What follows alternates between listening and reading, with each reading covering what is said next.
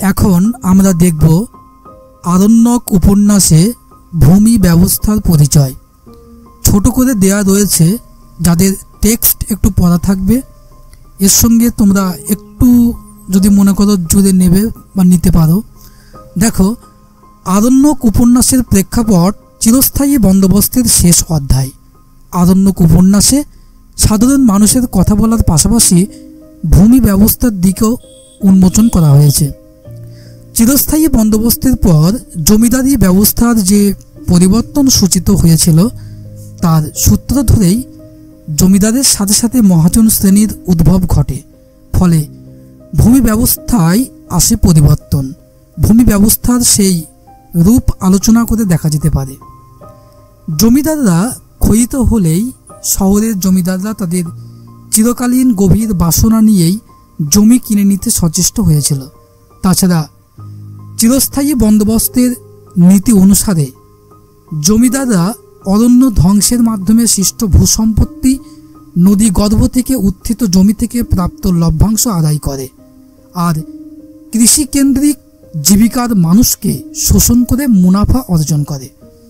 উপন্যাসের প্রারম্ভে ঔপন্যাসিক জমিদারি তাঁর নিজের কর্তব্য ও জমি বিলি ব্যবস্থা একটি সংকেত দিয়েছেন, যার দ্বারা নতুন ভূমি ব্যবস্থার দিক প্রকাশ পায়।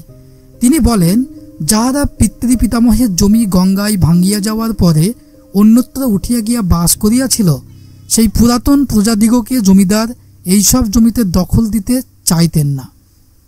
এইভাবে গৃহহীন আশ্রয়হীন মানুষ তাদের ন্যায্য অধিকার থেকে বঞ্চিত হয়। জমিদারের হুকুম পুরাতন প্রজাকে জমি দেওয়া যায় না। জমি দিলে তার পুরাতন সত্ত্ব দাবি জানাতে পারে। ফলে এই সমস্ত গৃহহীন ও ভূমিহীন মানুষ দেশে দেশে মজুরি করে বেড়ায়। তারপর শুরু হয় জমিদার ও মহাজনী শোষণ। 1911 সালের ভাগলপুর ও পূর্ণিয়া গেজেটিয়া থেকে জানা যায়, এই অঞ্চলে সমকালীন ভূমি ব্যবস্থার নাম ছিল হাল হাসিলা।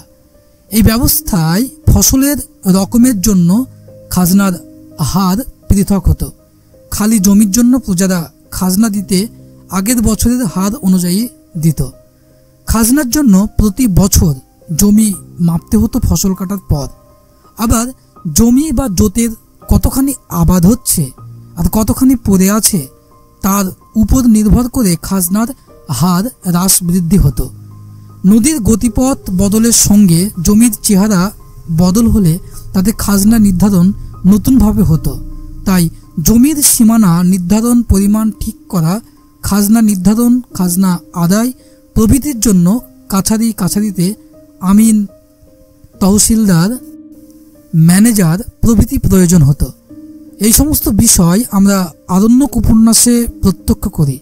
সত্যচরণ রাজু পাঁদের কাছে কাছারি ভাগের কথা বললে সে বলেছে, চীনা ঘাসের দানা ফলিয়াছে মাত্র, ভাগ দেওয়ার কথা মনেই হয়নি।